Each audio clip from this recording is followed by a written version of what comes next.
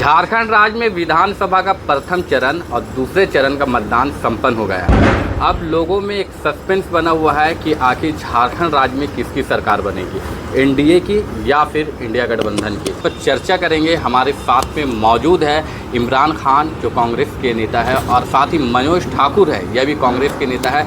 इनसे बातचीत करेंगे और जानेंगे कि इनका ओपिनियन क्या है इस विधानसभा चुनाव में, और ख़ासकर यहाँ के क्षेत्र के जो रहने वाले हैं उनकी जो पैनी नज़र बनी हुई है ईंचागढ़ विधानसभा, जमशेदपुर पश्चिम विधानसभा समेत पूर्वी जमशेदपुर विधानसभा में एक नज़र बनी हुई है कि आखिर यहाँ पर का जो विधायक होगा कौन बनेगा और कौन इस क्षेत्र का प्रतिनिधित्व करने के लिए झारखंड के विधानसभा जाएगा।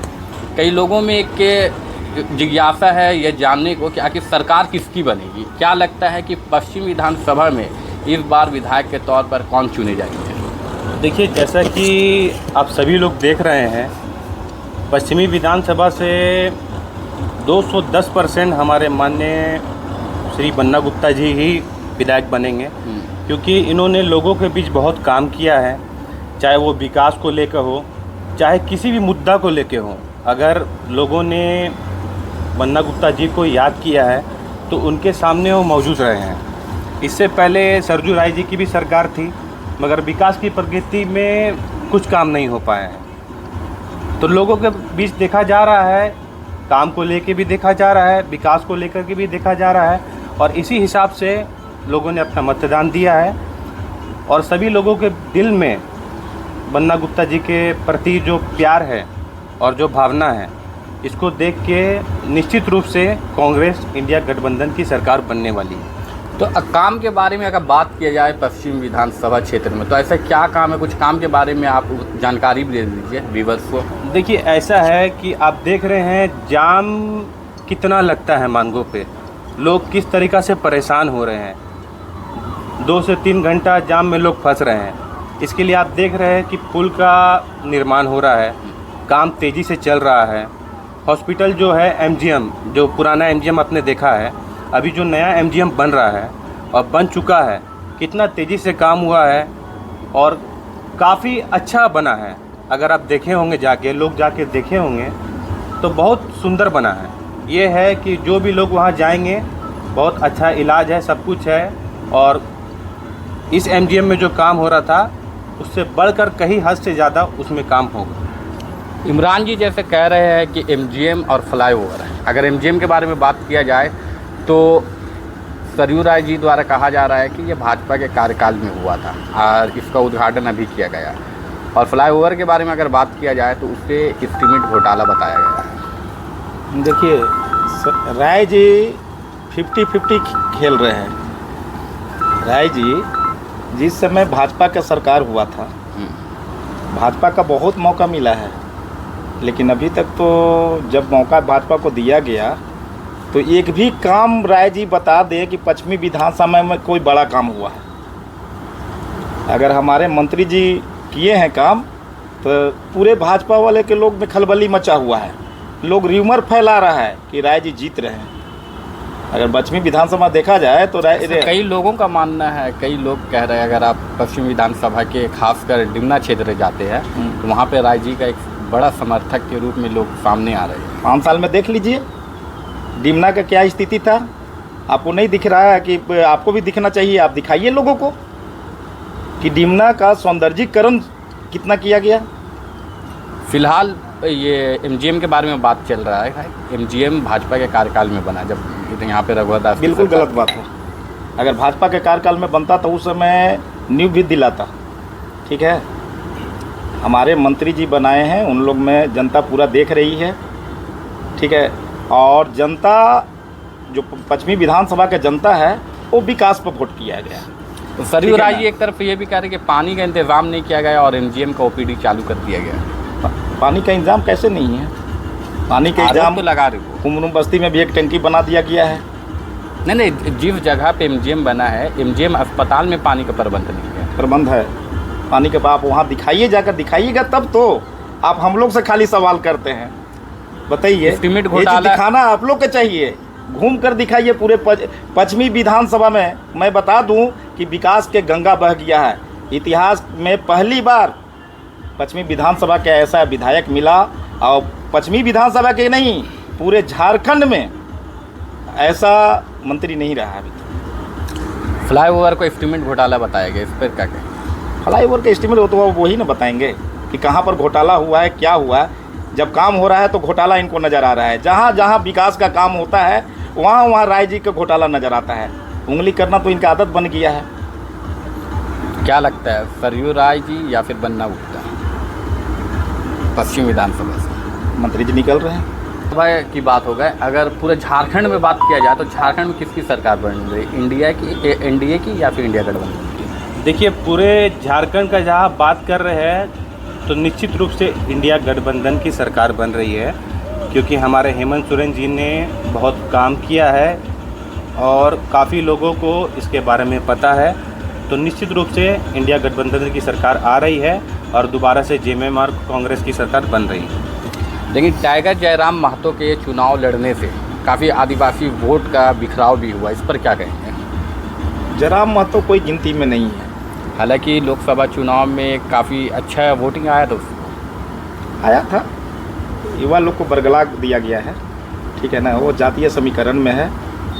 झारखंड के आदिवासी वोट उनको नहीं किया गया है। झारखंड के आदिवासी का वोट का बाटा भी नहीं। तो लोकसभा चुनाव में जो जयराम महतो की पार्टी को जो वोट पड़ा था, तो क्या कहेंगे कि वो आदिवासियों की वोट नहीं थी? नहीं, वो आदिवासी, वो जातीय वोट मिला है, महतो का वोट मिला है। लेकिन फिर भी चुनाव लड़ने से क्या लगता है, क्या ऐसे भी बताया गया है कि वो झारखंड में महतो को लेकर चल रहा है, ठीक है ना। जयराम महतो सिर्फ महतो का नेता है, झारखंड के नेता नहीं हो सकते। क्या लगता है, युवा नेता के रूप में उभर रहे हैं? युवा नेता के छात्र लोग को लेकर उभर रहा है, छोटा छोटा लड़का को बरगलाया जा रहा है। हज़ारों की संख्या में भीड़ रहती है उनकी, हजारों की संख्या में भीड़, वो सब भाड़े पर है, कठपुतली बना के नचाया जा रहा है लोगों को, ठीक है ना। अगर पार्टी में बिखराव होता है या फिर एक दो सीट से अगर चूक होती है, तो इस पर क्या कहेंगे कि जयराम महतो की पार्टी के कारण झारखंड के चुनाव में एक भारी इम्पैक्ट पड़ा है? देखिए, आप बात कर रहे हैं जयराम महतो की, तो जयराम महतो कहीं गिनती में है ही नहीं, कहीं उनकी गिनती है ही नहीं। अगर आप नौजवान युवाओं को लेके आप दिखा रहे हैं कि हमने एक पार्टी बना लिया है और हम काफ़ी तेज़ी से आगे बढ़ रहे हैं, तो अब कोई लोग ना समझ है नहीं। लोगों को समझ आता है कि कौन विकास के लिए काम करेगा, कौन कर रहा है और कौन हमारे साथ आगे खड़ा रहेगा। तो जयराम महतो कहीं गिनती में हमारे हैं ही नहीं। चुनाव के समय ऐसा देखा गया था कि सबसे ज़्यादा अगर जनसभा हो रही थी वो आज़ाद बस्ती में हो रही थी, तो इसका कारण क्या था? कुछ लोगों का कहना था कि AIMIM के खड़े होने से विधायक जी को लगा कि मुस्लिम वोट में अब बिखराव आएगा, तो सेपरेट नहीं है, इस कारण सबसे ज़्यादा जनसभा को वहाँ पर संबोधित किया गया, सबसे ज़्यादा प्रचार प्रसार उस क्षेत्र में किया गया। देखिए, ऐसा कुछ नहीं है कि मुस्लिम समाज में मुस्लिम को वोट पड़े या हिंदू समाज में हिंदू को वोट पड़े। सबसे बड़ी बात है जातिवाद करके, अगर कोई नेता जातिवाद दिखा के और वोट चाह रहा है तो ऐसा तो होगा नहीं। जनता सब जानती है, जनता सब देख रही है कि कौन काम कर रहा है, कौन काम नहीं कर रहा है। तो ऐसा कुछ नहीं है, अच्छी तरीक़ा से भारी वोट से जीतेंगे और जीत रहे हैं। ऐसा कुछ नहीं है कि बहुत कैंपेन किया गया है, कुछ किया गया है। बस लोगों के बीच, लोगों के बुलावा पर हमने वहाँ पर काम किया। अभी आपने जवाब दिया कि लोग जाति या धर्म के आधार पर वोट नहीं करेंगे, लेकिन अभी वर्तमान समय में ही अगर आप देखा जाए तो यहाँ पे योगी आदित्यनाथ आए थे, उत्तर प्रदेश के मुख्यमंत्री। उन्होंने जनसभा को संबोधित करते हुए स्पीच में कहा था कि बटोगे तो कटोगे। ये नारा जोरों शोरों से चला, जिसके बाद में यह कहा जा सकता है कि आज जो लोकतंत्र में चुनाव हो रहा है वह कहीं ना कहीं धर्म, जात पात, नस्ल और जन्म स्थान के आधार पर किया जा रहा है। देखिए, जैसा कि योगी आदित्यनाथ जी यूपी के मुख्यमंत्री है और यहाँ पे आके उन्होंने बोला ये है कि बटोगे तो कटोगे, तो यहाँ झारखंड की जो जनता है उनका ये विचार नहीं है। अब लोगों की भीड़ दिखाकर अगर बोलते हैं कि बटोगे तो कटोगे, तो मैं एक मुस्लिम हूँ और हमारे सामने जो बैठे हैं मनोज ठाकुर, ये एक हिंदू है। अगर एक मुस्लिम और एक हिंदू साथ में बैठकर सारा विचार कर सकता है, लोगों तक पहुँच सकता है, लोगों की मदद कर सकता है, तो एक मुस्लिम हिंदू जो एक साथ होकर काम करेगा, मुझे नहीं लगता है कि वो एक इंसान कर सकता है। तो जातिवाद करके किसी को वोट नहीं मिलने वाला है। लोग अच्छी तरीक़े से जान रहे हैं कि आने वाले समय में हमारे साथ कौन खड़ा रहेगा, और लोगों ने सोच समझकर इस बार वोट दिया है और भारी मतों से हम विजय प्राप्त कर रहे हैं। यहाँ पे बात हुई थी अल्पसंख्यकों की। ये मुद्दा आप जानते होंगे कि झारखंड राज्य में मुसलमानों की सबसे बड़ी अगर मांग रही है तो वो मॉब लिंचिंग पर जो कानून है, उर्दू शिक्षा बोर्ड का गठन है और साथ ही उर्दू शिक्षकों की बहाली है।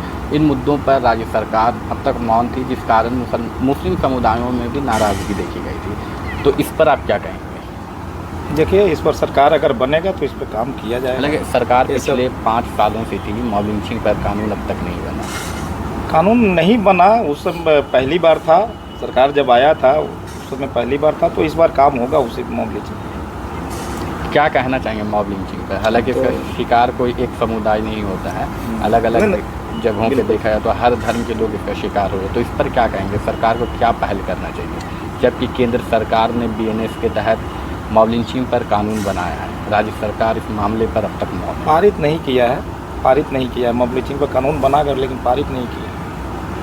कुछ तो कारण, कुछ त्रुटियां होंगी, कुछ एरर होंगे, इस कारण से हो सकता है कि पारित नहीं हुआ है। क्या सरकार ने इस पर दोबारा अमेंडमेंट करने के बारे में सोचा? ये सब बड़े नेता लोग, वही लोग कर सकते हैं। अब सरकार बनेगा, इसमें मुख्यमंत्री हैं। हालांकि कानून तो विधानसभा बनाती है। हाँ, तो विधानसभा में जो विधायक बन के जाएंगे हमारे मंत्री जी, उनसे वो रखेंगे बात, कोई तब न होगा। उम्मीद है जो अब तक नहीं हुआ अब होगा। हाँ, जो अब तक नहीं हुआ है बहुत सारा है अपनी विधानसभा में। झारखंड में बहुत सारा इस बार अगर होगा तो सरकारी स्कूल का भी व्यवस्था किया जाएगा। इस बार सरकार सरकारी स्कूल पर व्यवस्था करेगी। हालांकि सरकारी स्कूल तो बहुत सारे हैं, लेकिन नियम उसमें जो पढ़ाई है या फिर मिड डे मील का मामला है, इस पर कार्रवाई नहीं होती है। हो रहा है, धीरे धीरे कहीं कहीं सुधार किया जा रहा है, बहुत सारा है। अब तो सुधार नेक्स्ट सरकार जब बनेगी, हम लोग का ये सरकार, तब उसके बाद सुधार किया जाएगा। सरकार बनना तय है, सरकार बनना 100% तय है। और ये थे हमारे साथ में जो मौजूद है कांग्रेस नेता इमरान खान, और साथ ही हमारे साथ में मौजूद है कांग्रेस नेता मनोज ठाकुर। इन दोनों का ओपिनियन लिया गया है। इनका एक दावा है कि जब 23 नवंबर को मतगणना होगी, काउंटिंग होगी और जब EVM की मशीनों को खोला जाएगा तो पश्चिम विधानसभा में बन्ना गुप्ता फिर से विधायक के तौर पर यहाँ से विजय हासिल करेंगे। अब देखना यह है कि आखिर जनता किस पक्ष में मतदान करी है, और 23 नवंबर के दिन ही यह बात सामने आ जाएगा कि पश्चिम विधानसभा, ईचागढ़ विधानसभा और पूर्वी जमशेदपुर विधानसभा से विधायक कौन होगा, और इस क्षेत्र का प्रतिनिधित्व करने के लिए रांची विधानसभा कौन जाएगा। अब यह देखना दिलचस्प होगा कि आखिर जो पब्लिक का ओपिनियन है और जो एग्जिट पोल निकल रहा है, क्या उसके अनुसार 23 तारीख को रिजल्ट सामने आएगा।